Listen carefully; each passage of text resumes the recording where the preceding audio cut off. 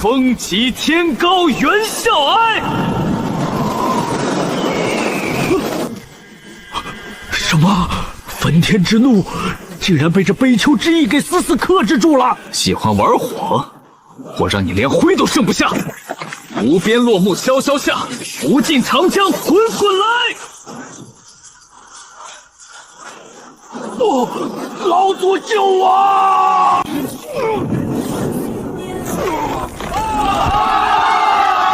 好，打得漂亮！不愧是王家大少，那句虎威震山林简直绝了！无聊。小姐息怒，这青城毕竟是小地方，能入你眼的才俊自然不多。哼，若不是父亲非要搞什么比武招亲，本小姐才不屑坐在这里。一群连3品诗词都念不出的草包，也妄想娶我，做梦！哟，这不是李大善人吗？李大善人今年快30了吧？如今连一句诗都憋不出来，你可真是我青城最大的笑话。怎么，30岁的老光棍今天也跑来贪图城主千金的美色？你别血口喷人，我只是路过凑个热闹。路过，大人物在台下看多憋屈，兄弟送你上去看。你干什么？放开我！还有哪位才君愿上台指教？若再无人挑战，今日这比武招亲的胜者便是王公子了。有挑战者！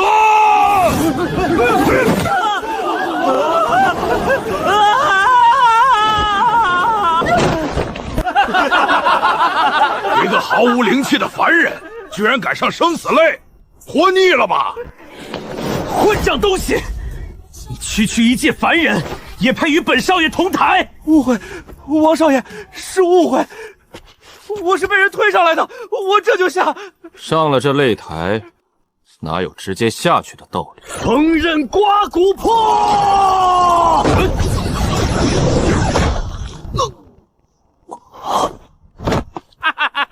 真废物！这废物果然连半招都接不住。把他拖下去。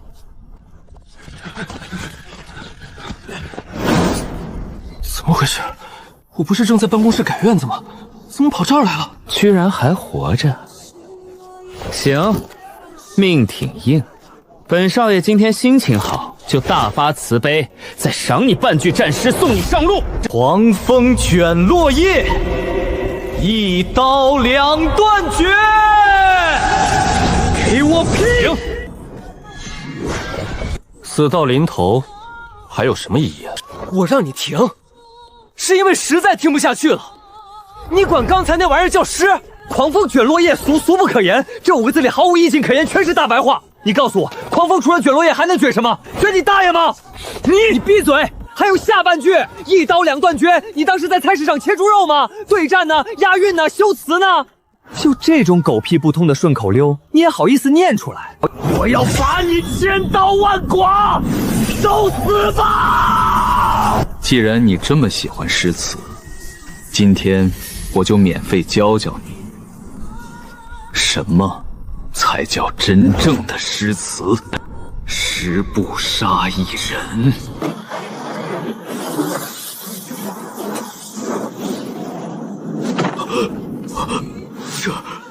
这是什么威压？千里不留行。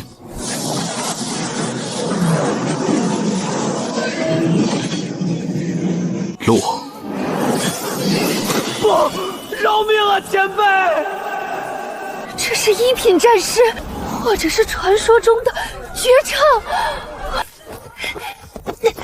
李凡是吧？算你运气好。交出你手里掌握的那句残诗，本小姐可以给你一个逆天改命的机会。没兴趣，不买保险，不办健身卡。你听不懂人话吗？本小姐是说，你可以做我的赘婿，能娶到本小姐，是你10辈子修来的福分。现在把你那句诗的完整秘籍交出来吧。这位大妈，你出门是把脑子落家了？你叫我什么？叫你大妈都算尊老爱幼了。就你这副德行，长得再好看也就是个花瓶，还10辈子的福分。放肆！别给脸不要脸！来人，把他给我拿下！把那句诗给我送出来！是谁惹雪儿妹妹生气了？萧大哥，这贱民辱骂我！妹妹别气，交给我。小子，你很狂啊！一个30岁还没开窍的废物，靠着捡来的半具残尸，就敢在青城撒野？好狗不挡道，让开，我要回家睡觉了。找死！上，给我废了他！是，少爷。铁拳碎巨石，恶虎扑辽康。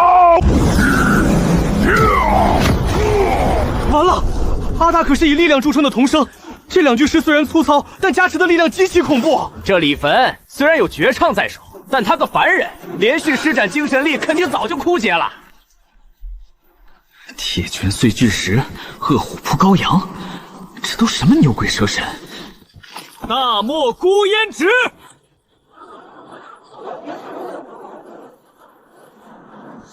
长河落日圆。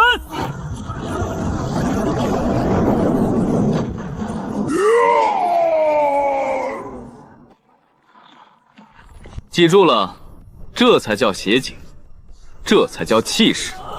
大漠孤烟直，长河落日圆，千古绝对，这是足以传世的千古绝对啊！这等意境，老朽生平未见。废物，都是废物！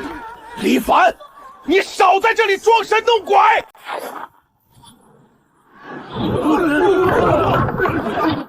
本少承认，你手里的存货不错，但诗词再好，你也不过是个没有灵力支撑的凡人肉体。刚才那2下，已经把你的精神力抽尽了吧？我看你现在连站着都费劲，被我说中了吧？今天本少就让你见识一下，什么叫真正的天才！雷霆万钧破苍穹，狂风怒号卷蛟龙。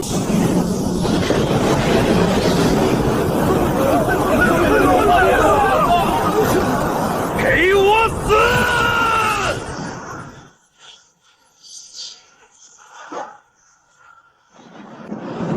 结束了。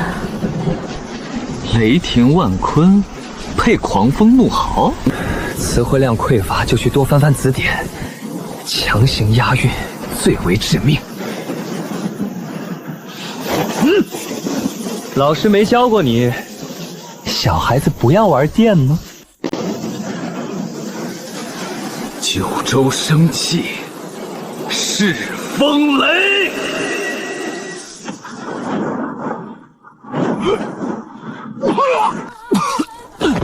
我懂了，我终于懂了，你根本没有修为，你只是掌握了几句绝世战诗，以你这凡人的肉身强行引动天地共鸣，现在已经被反噬的五脏俱裂了吧？原来如此，借来的力量终究不属于自己，强行使用只会引火烧身。李凡，你已经是个废人了！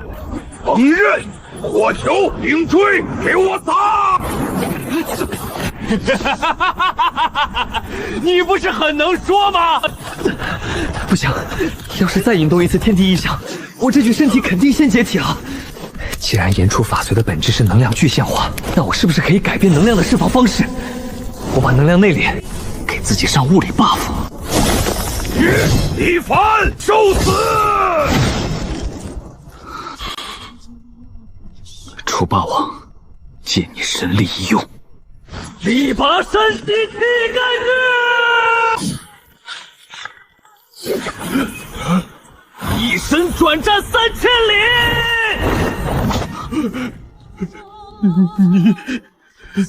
我什么我？上课不专心，活该挨揍！一剑曾当100万师。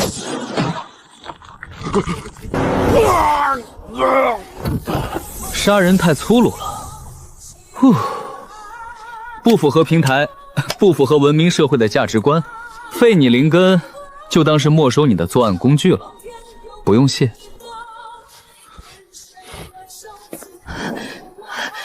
李公子，请留步。雪儿愿下嫁与公子，结为道侣。城主府的一切资源，公子皆可取用。不知公子不是，大姐，我刚才说的话，你是用脚后跟听的吗？娶你，我怕折寿。李凡，你不要敬酒不吃吃罚酒。我程朱府底蕴深厚，我父亲更是举人境的大儒，你就算实力古怪，难道还能对抗整个倾城？拿你爹压我？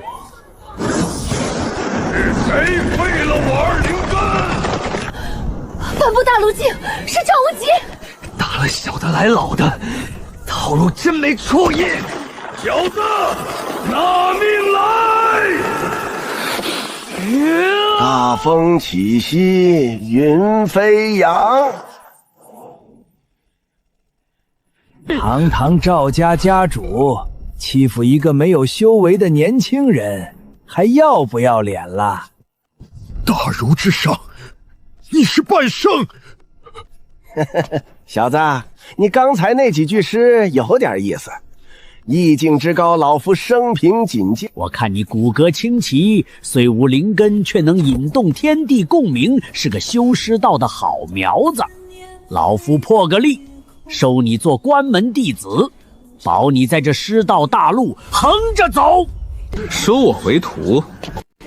老夫知道你区区一个凡人，听到半圣的名后，难免会心惊肉颤。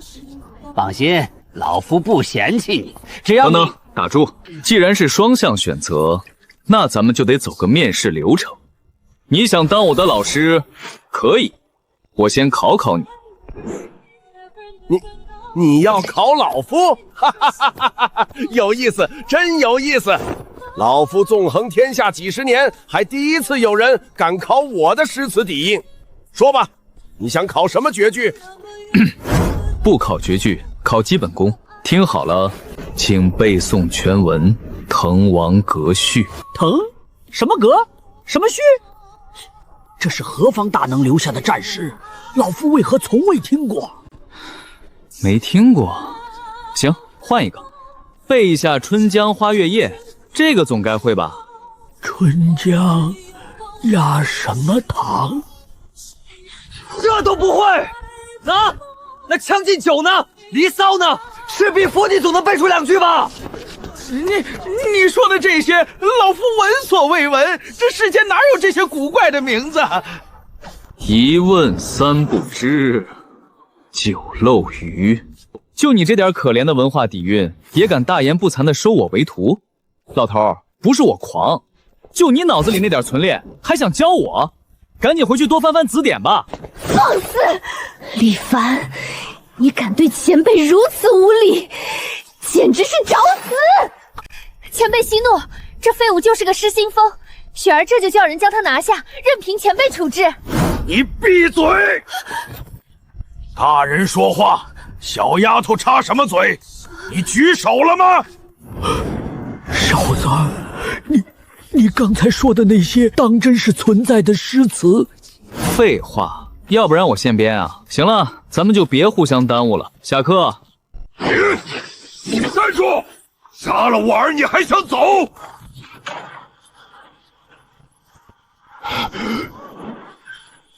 赵兄，且慢。擂台比武，生死各安天命。既然天霸技不如人，此事就此作罢。可是，没有可是，放他走。滕王阁序，将进酒，妙啊！老夫倒要看看你脑子里还装了多少宝贝。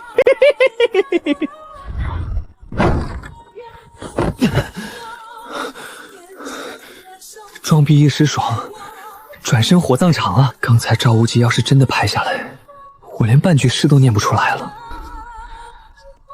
必须得系统化的总结一下了。首先是这个世界的设定，这个世界的法则，认可诗词的意境。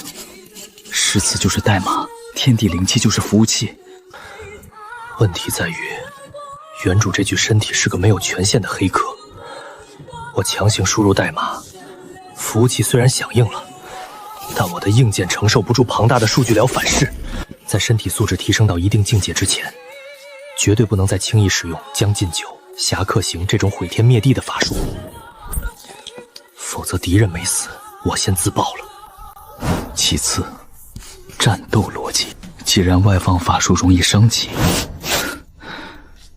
那就改走物理流，利用垓下阁的力拔山兮气盖世，或者辛弃疾的金戈铁马，气吞万里如虎，将灵气内敛于体表，强化肌肉组织、骨骼密度和神经反射。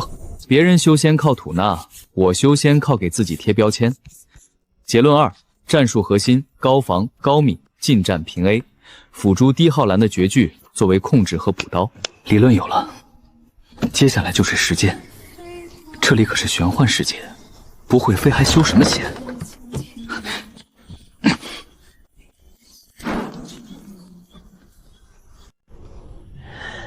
先是飞，扶摇而上9万里。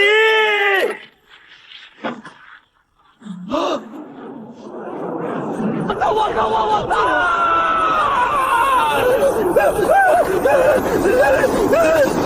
大意了，这牛皮吹得太大了，这是要给我送出大气层啊！得降落，赶紧换代码。日照香炉生紫烟，不对，飞流直下3000尺，清风徐来，水波不兴。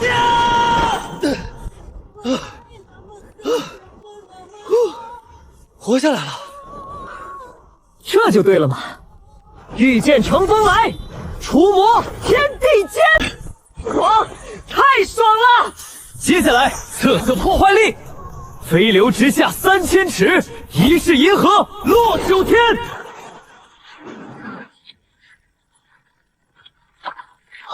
这威力堪比战术导弹啊！我操！有人在底下斗法，这冲击波少说也是举人境了吧？轻功水上漂，凌波微步，燕子超水。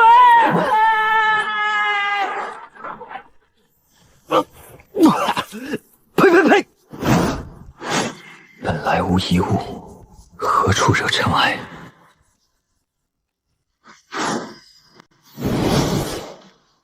林清寒，别跑了！我南宫家出动数位长老才把你抓回来，你竟打伤我族老祖，强行逃回。南宫诀，你这畜生！我林家虽落魄，但我林清寒就算自报文心，也绝不让你这种人渣碰我半根手指。自爆？你现在灵力枯竭，连自爆的资格都没有。今晚就在这荒郊野岭，生米就要煮成熟饭。我要让你这个清高自傲的林家天骄，在我面前求饶。春风得意抱美人，红罗帐暖玉生身。宽衣解带翻红浪，角除微微。这他妈什么下三滥的淫词艳曲，简直侮辱了诗词！停！放开那个女孩！你是什么东西？快跑！他是南宫家少主，半步举人，你一个凡人来凑什么热闹？快走！跑！既然看到了本少的好事，今天谁也别想走。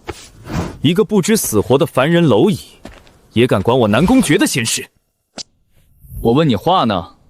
春风得意抱美人，红罗帐暖玉生温，这破词儿谁教你的？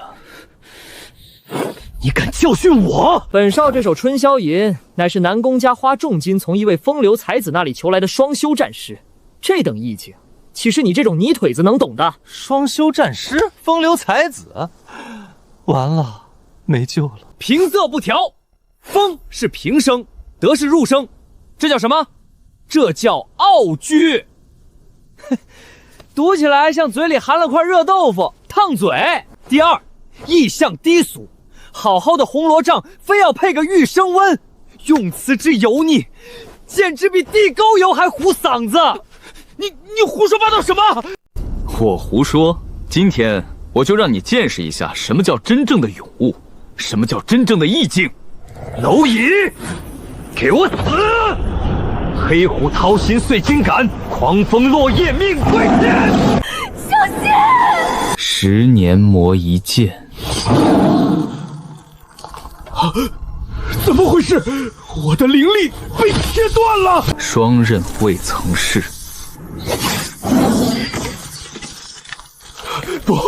不可能！这到底是什么级别的事？这是看好了，这才叫战士。今日把弑君，谁有不平事？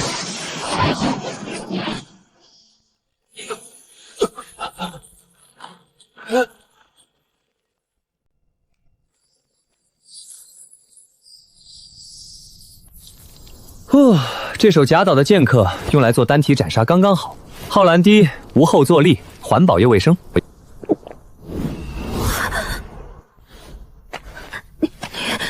你到底是谁？我叫李凡，一个普普通通的语文老师。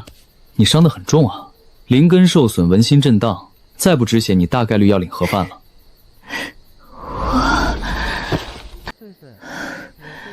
多谢前辈救命之恩，清寒无以为报。哎，别碰瓷啊！最烦你们这种动不动就晕的了。算你运气好，碰上我这个心软的。轻功水上漂。唉，战力、地图、宗门，两眼一抹黑啊！这大家族的天骄，做个新手指导 NPC 正合适。身上的剧痛竟然减轻了大半。醒了，醒了就把药喝了。这是？别乱动，那是我顺手拔灵草熬的药，赶紧喝了，补血的。怕我下毒啊，大姐？我要是想害你，刚才在树林里就成冰棍了，何必等到现在？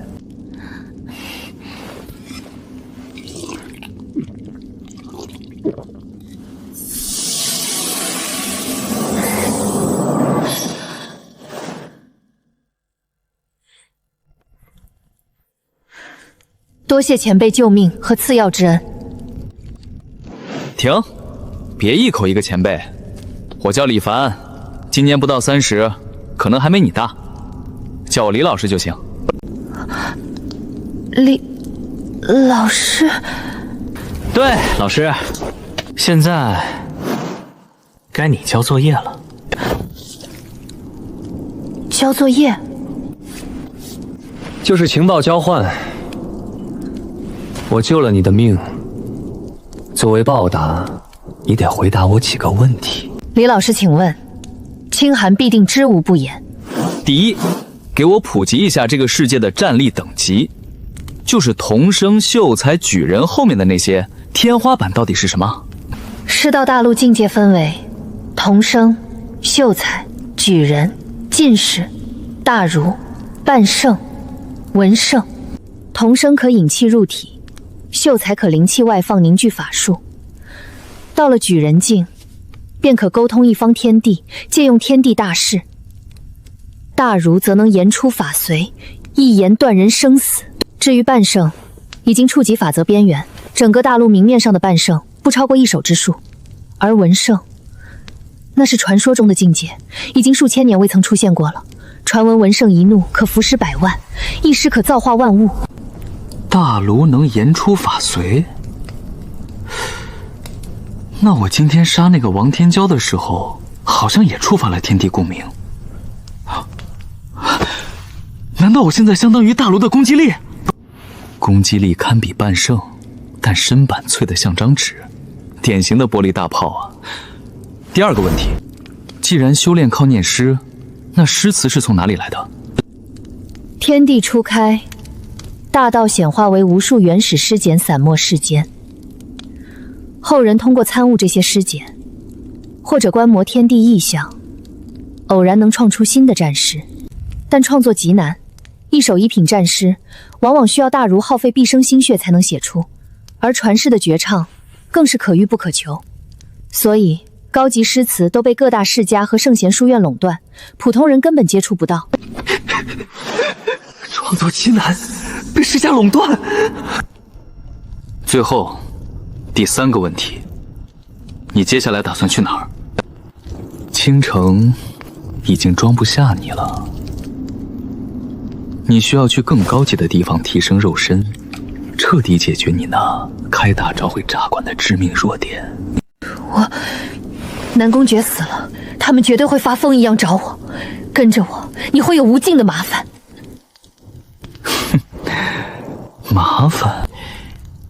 有麻烦好啊。老师，我平生最喜欢干的事，就是专治各种不服。你带路。不管什么释迦老祖，还是什么书院大儒，他们要是敢来讲理，我就教他们做人；他们要是敢来动手，那我就教他们重新投胎。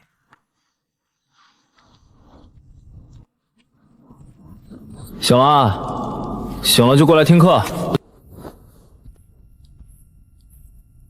李老师，这是何物？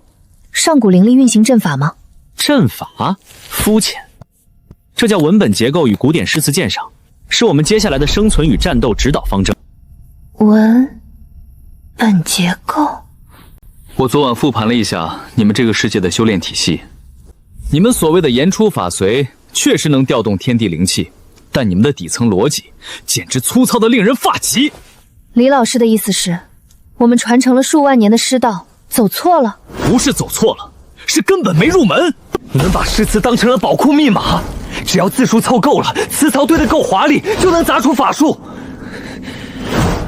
这简直是对文学的亵渎！这种言论，若是在书院，定是异端。那在李老师看来，真正的诗词应该是何物？是世界，是情感，是岁月沉淀的意境。一首真正的好诗，要有起承转合，要有诗眼，要有能让天地万物产生共鸣的情。没有情，没有魂的词藻堆砌，就是一句空壳。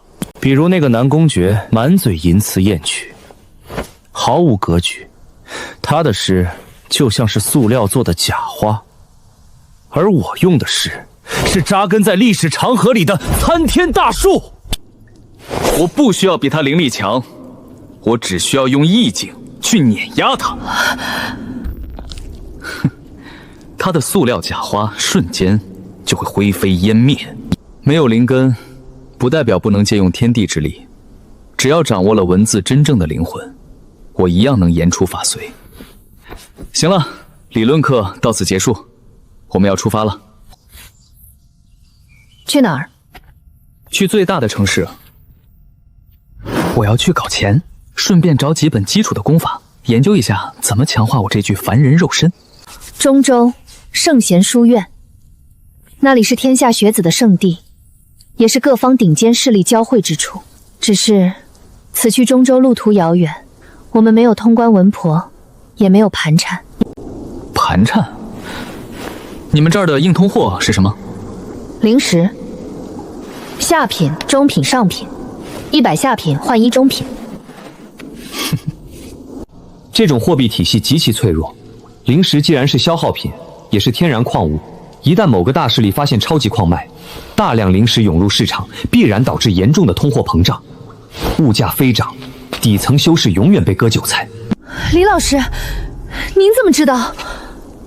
近5年来，南宫家和赵家联手垄断了青城周边的灵矿，大肆开采，导致青城物价翻了10倍不止，普通散修连辟谷丹都买不起了。资本的痛病罢了，毫无新意。所以，在这个世界，真正的硬通货绝对不是灵石，而是知识产权。知识产权？就是诗词，一首没人听过的高阶战诗，卖给那些大世家，能换多少资源？把战诗当商品卖，简直离忧叹道。但这语气，竟听着很合理。走吧，林同学，跟着老师，保你吃香的喝辣的。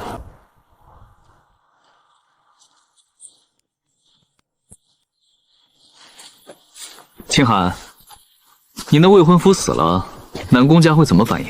南宫家睚眦必报，南宫觉得命牌一碎，家族定会立刻派高层追杀。而且，他们家族有一门极其诡异的追踪秘术，名为寻系犬，哪怕隔着100里，也能闻到残留的灵力波动。这么说，他们现在应该已经追上来了。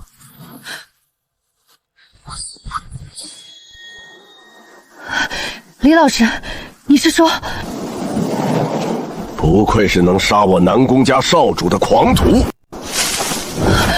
南宫家三长老，南宫烈，李老师小心，他是真正的举人境中期，其实力比南宫诀强出10倍不止。举人境，看来是个大怪。林清寒，你这贱婢，竟敢联合外人谋害我南宫家少主！今日老夫定要重重惩罚于你，更要严惩这狂徒，以此告慰绝儿的在天之灵。又是严惩，又是狂徒，你们这些反派的词汇量是统一批发来的吗？就不能换点有创意的死法？比如让我死在知识的海洋里？死到临头，还敢油嘴滑舌？给老夫死来！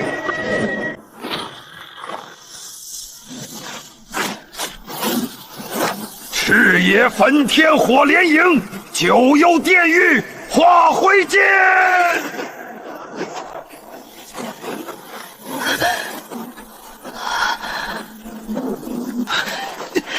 是3阶极品火系战士，快退！赤炎焚天配九幽炼狱，意象重复，用力过猛。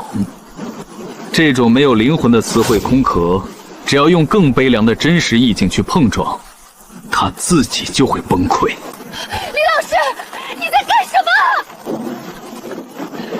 不急，清寒，看好了，今天老师教你应用第2课文本解戒。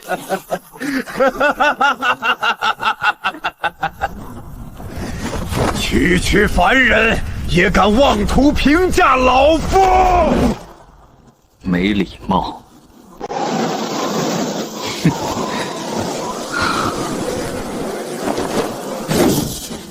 风急天高猿啸哀，凡师举于皇本如愿，城门。什么？焚天之怒竟然被这悲秋之意给死死克制住了！主清杀白，鸟发灰。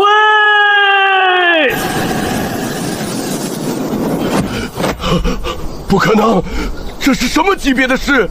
仅仅只是意境就被碾压了。喜欢玩火，我让你连灰都剩不下。无边落木萧萧下，无尽长江滚滚来。不，老祖救我！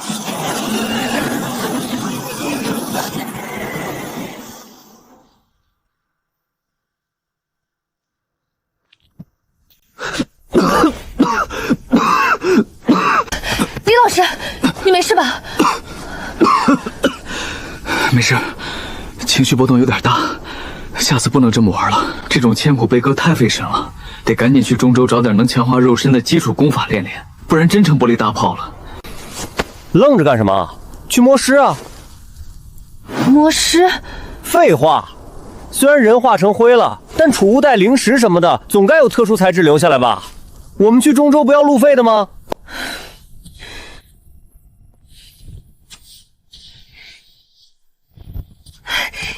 李老师，找到了，这是南宫烈的储物袋。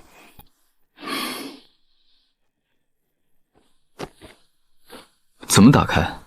南宫烈已死，神识印记消散了，我来吧。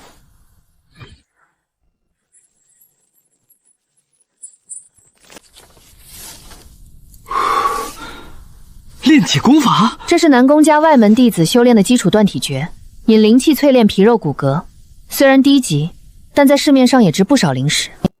基础的好，基础的才好打地基。行了，资金和装备都有了。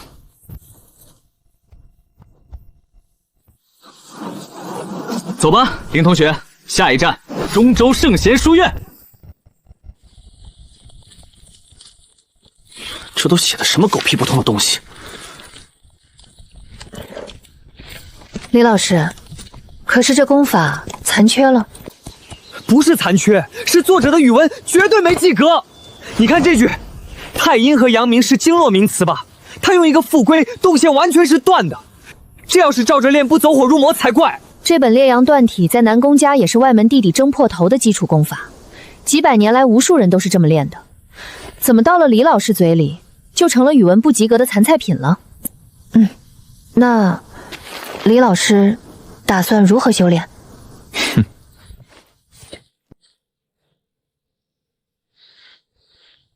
不看他这些故弄玄虚的行功路线，抛开现象看本质，这本功法的核心逻辑就是用火属性或阳刚的意境来刺激细胞，刺激血肉，达到强化皮膜骨骼的目的。正是如此，但您没有灵根，如何引动天地间的阳焰之气入体呢？很简单，我自己造一个烈阳。日照香菱生紫烟。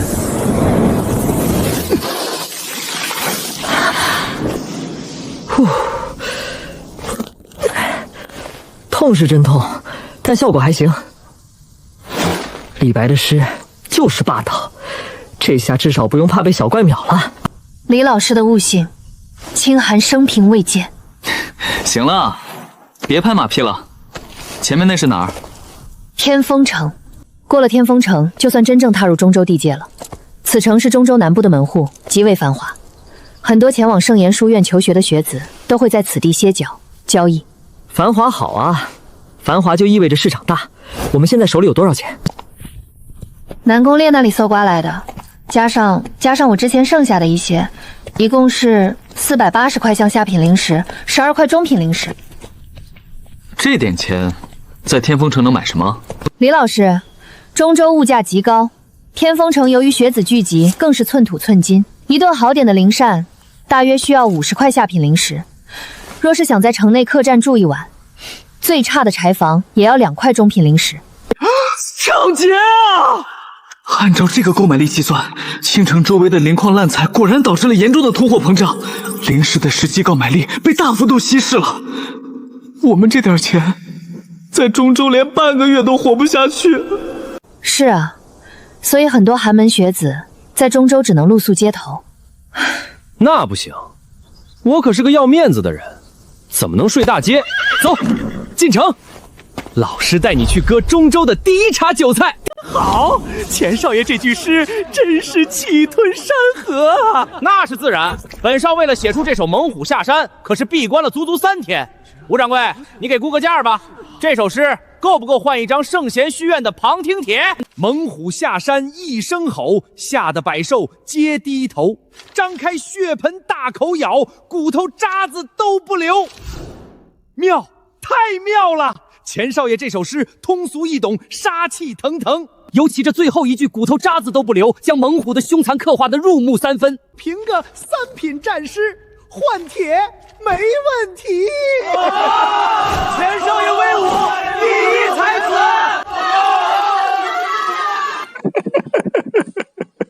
谁？是谁在笑？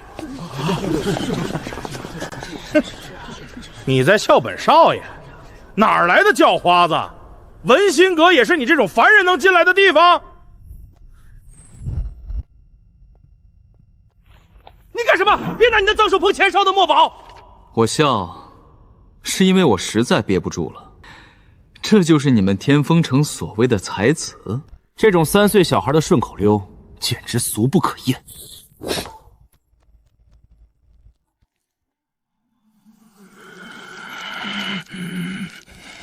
放肆！来人，把他扔出去！慢着！好，很好。本少爷长这么大，还是第一次有人敢说我的诗是垃圾。你是个凡人，本少爷不欺负你。你既然把我的诗贬得一文不值，那你今天要是写不出一首比我好的诗，我就把你舌头拔下来，让你这辈子都开不了口。这小子死定了！一个凡人懂什么意境？想跟我斗诗，可以，但我赢了，你付什么代价？你想要什么代价？本少爷最不缺的就是钱。好，我要你所有的钱和那张旁听帖。好，本少答应你。你若输了，留下舌头，这小娘子也得归我。吴掌柜，准备笔墨。不用了，你的虎只是一只被关在笼子里狂吠的野狗，毫无气象。今天，在这肃杀的深秋，老师就教教你什么叫真正的杀尽百花。待到秋来9月8，我花开后，百花杀，冲天香阵透长安，满城尽带黄金甲。绝唱，这是传世的绝唱啊！老朽有生之年竟能听到此等霸绝天下的帝王之事，死而无憾，死而无憾啊！钱少爷，承让了。按照约定，你身上的钱，还有那张旁听帖，归我了。大人，小人有眼不识泰山。拿来吧你！哼，林同学，收账。这位大人，请留步。大人，您这首咏菊不知可否卖与我文心阁，价格随便您开，只要您肯将这首诗的署名权。署名权，想都别想。听好了，这首诗我不卖断，但我可以开放授权使用。谁想在战斗中使用这首诗的意境，必须跟我签订契约，按次收费，每次使用缴纳50块中品灵石的版权费。如果有哪个世家想垄断这首诗，可以拍卖，价高者得独家再成权，每年还要给我分成。大人，您刚才说的独家代理究竟是为何意？怎么，没听过知识付费啊？我问你，一首传世绝唱，如果我直接卖给你，你能出多少钱？倾尽文心阁所有底蕴，外加天风城3条街的商铺，大约10万中品灵石。10万？打发叫花子呢？这种绝唱，一旦我卖断给你，你转手就能把它当成你们文心阁的镇阁之宝，世世代代传下去。你们文心阁能靠这首诗招揽多少绝世天才，能换取多少政治资源？那是10万灵石能衡量的吗？所以，一次性买卖，那是傻子才干的事儿。如今我将这首咏菊的意境拆分成100份独家代理权，每人每年缴纳500中品灵石，签订天地契约，可在战斗中借用此诗意境，但威力只有原版的1/10。威力1/10，那有什么用？你懂个屁！这可是绝唱的1/10。刚才钱少爷那首破打油诗，在我的诗面前连个屁都不是。这1/10的意境，足够你们这群半吊子在战斗中横着走了。至于这独家换礼权，起拍价5万灵石，我出6万。是天风城城主沈啸天！天哪，连城主大人都被惊动了。这位先生，鄙人沈啸天，刚才的金菊意象，必中心服口服。这独家代辅权我要了，6万中品灵石现结。城主大人，凡事得讲个先来后到啊！我文心阁出7万。先生，10万中品灵石买您一个独家代理，外加城主府永远的座上宾。成交。林同学，你合同？合同？怎么你？拿支笔来，我说你写。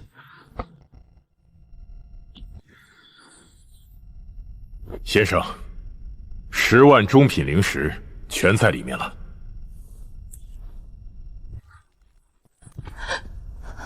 拿着，咱们的第1桶金有了。至于你，多谢你的门票，硬生生从密集的人群中我们这就发财了。1个时辰前，我们还在计算天风城的物价；1个时辰后，我们直接成了天风城的顶级富豪。这就满足了？这火候过了，还一股子土腥味儿，就这也能卖50块下品灵石？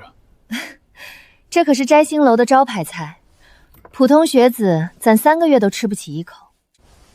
10万中品灵石，看着多，但我现在是个凡人，要强化肉身，需要购买的天材地宝绝对是个无底洞。这笔钱只能算启动资金。清寒，你去城里最大的药铺，给我买最好的脆骨草、龙血藤、万年冰髓，只要是对强化肉身和骨骼有用的，挑最贵的买。可您的肉身气血虽然强悍，但骨骼尚未锤炼，若贸然使用猛药，怕是会承受不住药力爆体而亡。无妨，我自有分寸。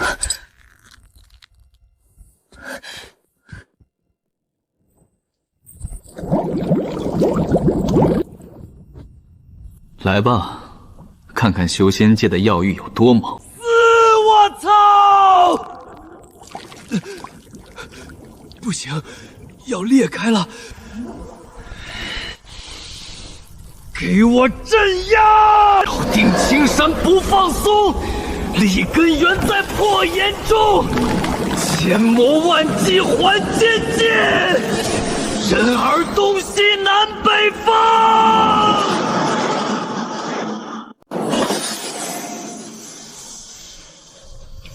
纯粹的肉身力量就是爽。现在，就算站着不动，让那南宫截砍，估计都能把刀崩碎。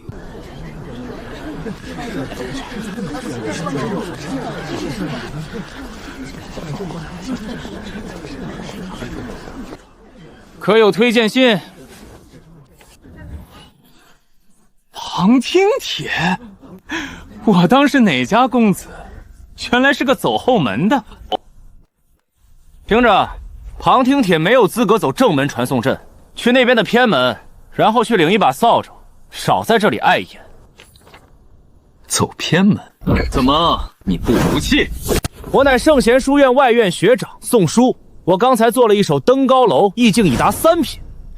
你一个凡人旁听生，连给我研墨都不配。哦，登高楼，念来听听，让我这个旁听生见识见识。书院高楼100丈长，手可摘星放毫光。凡人莫要来攀附，只能低头看我狂。如何？你一个凡人想干什么？这里可是书院的场子。如何？100丈长配放毫光，手可摘星是李白的意境，被你偷来配上这等粗鄙之词。而你管这叫登高？今天我就教教你，什么才叫真正的登高绝顶。戴宗夫如何？齐鲁青未了。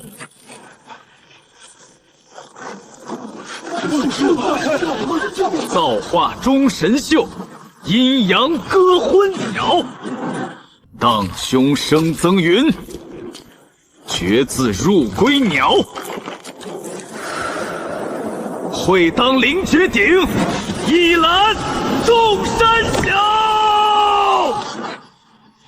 众山小，众山小。林同学，走着。圣贤书院，我特么来啦！站稳了，林同学，这可是个大问题。只知道死记硬背念诗，不注重锻炼怎么行？明早6点，绕着操场，哦不，绕着书院跑10圈。你一点都不晕吗？物理抗眩晕罢了，气派是挺气派的，但这个牌匾的字体结构不对啊。圣字重心偏左，书字笔画又太浮夸，毫无收敛之气，一看就是个喜欢好大喜功的草包写的。嘘，李老师慎言，那可是书院上一代老院长当代文圣留下的墨宝。文圣怎么了？文圣写错字不让说呀！大胆狂徒，竟敢侮辱老院长墨宝！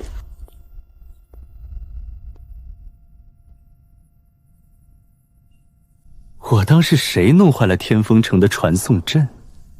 原来是你啊，我的好表妹，林清寒。林轩，林同学，熟人啊。李老师，他是我大伯儿子林轩，他为了拿到内院的推荐名额，勾结南宫家，在茶里下药，强行将我绑上了花轿。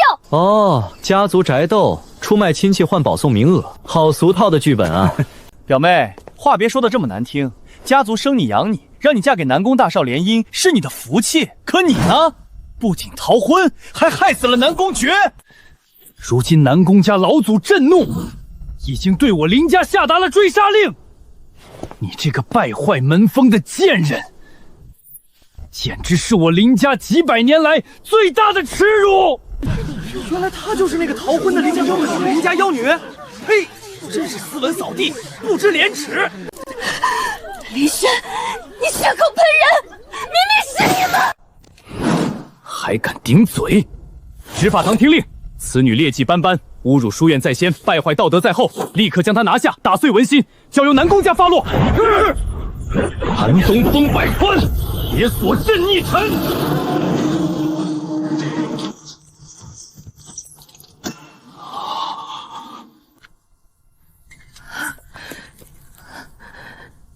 林同学，你太让我失望了。李老师，别人骂你你就受着，还能企图写？他想用流言蜚语毁了你的心境，用道德绑架摧毁你的骄傲。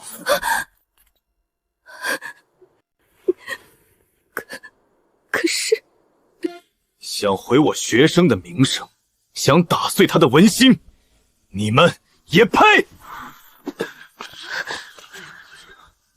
林清寒，给我抬头看着，一字一句给我大声的喊出来！千锤万凿出深山，烈火焚烧这等天，文骨最深魂不怕。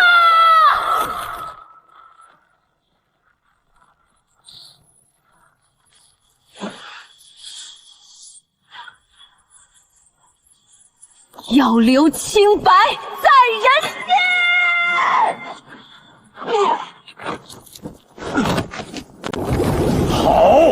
好一个要留清白在人间！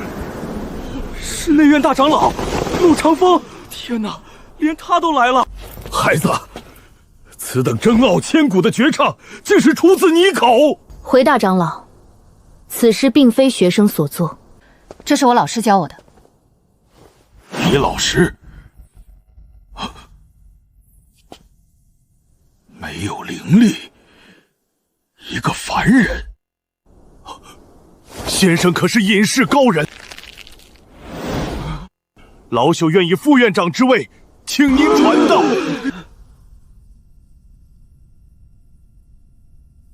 副院长没兴趣。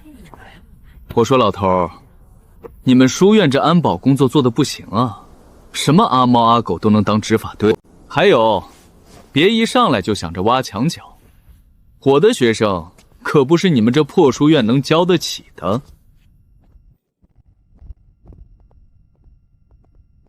走了，林同学。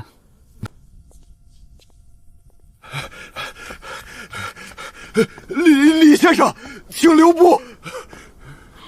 老陆啊，不是我不给你面子，刚才那帮小黑子围攻我学生的时候，你们书院连个保安都没出来。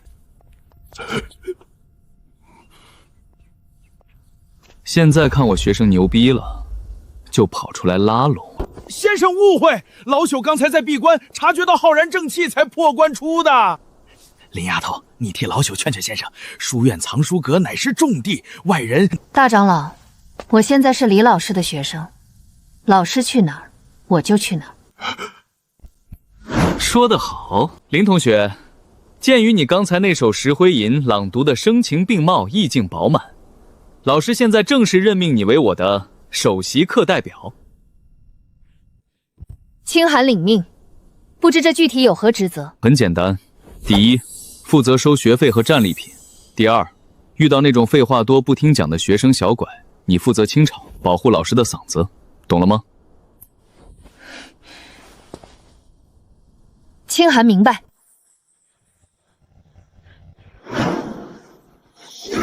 站住！藏书阁禁地，吴院长手令，任何人不得入内。凡人，哼！陆长老，您怎么把一个毫无修为的凡人和一个邻家叛逆带到这里来了？这位先生他……老陆，退下。你们书院的人就是废话多。林课代表，清场。是，老师。狂妄！区一个刚突破的主人，也敢在我们2位技师面前拔剑，今日就废了你的文心！双方并峙压沧海，千军重担镇妖魔。12品合气，李丫头扛不住的。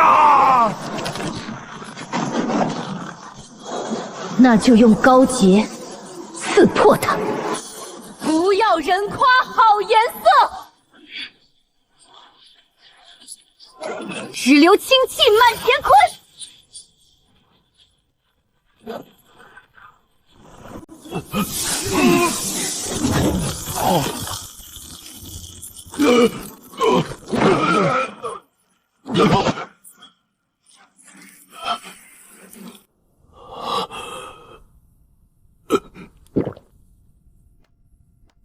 干得不错，清寒受教，多谢老师指点。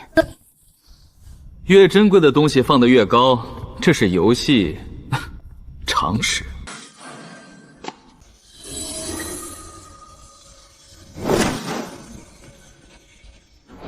镇院绝唱，口气不小。先生小心，这是文胜当年留下的不动明王诏，会反弹以1000之中惑住，会瞬间达成修为。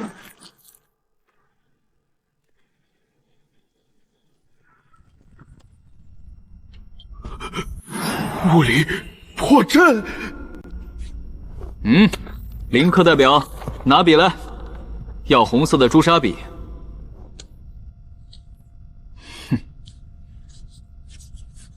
天地有神禽，其名为大鹏。一飞冲云霄，双翅盖天空。利爪撕蛟龙，啼鸣震九重。这他妈写的是个什么玩意儿？双翅盖天空，啼鸣震九重，这叫诗？这分明是小学生的看图写画。形容大，就只会用盖天空这种干瘪的词，毫无想象力，毫无文学张力。放肆！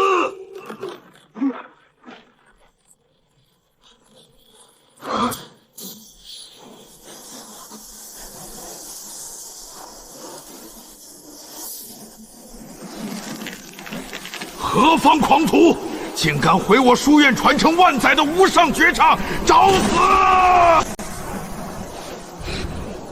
狗屁不通的垃圾，你也敢把它当成镇院之宝？不仅误人子弟，你简直是在侮辱大鹏鸟！庶子狂妄！我这神禽赋乃是初代文圣观摩上古神兽有感而发，意境宏大，你一个凡人懂什么？我懂什么？今天我就教教你，写神禽要怎么写它的大，什么才叫真正的千古奇文。北冥有鱼，其名为鲲。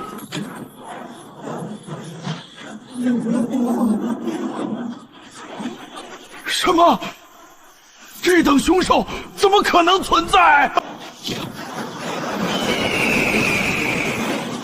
化而为鸟，其名为鹏。其翼若推天之云。